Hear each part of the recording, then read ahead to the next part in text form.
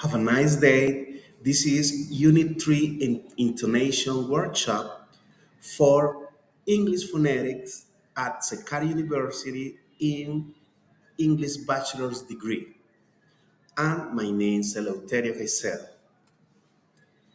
In these occasions, I'm going to share with you two paragraphs of a novel, Pride and Prejudice. And it goes like this. What is his name? Bingley. Is he married or single? Oh, single, my dear, to be sure. A single man of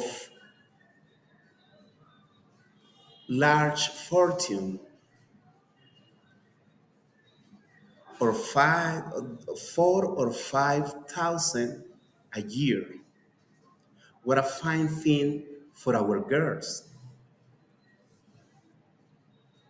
How so?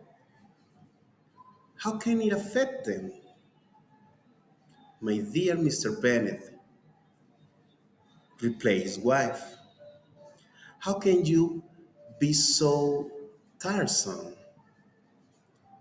You must know that I'm thinking of his marrying one of them. Is that his design inserted in here? Design? Design? Nonsense. How can you talk so?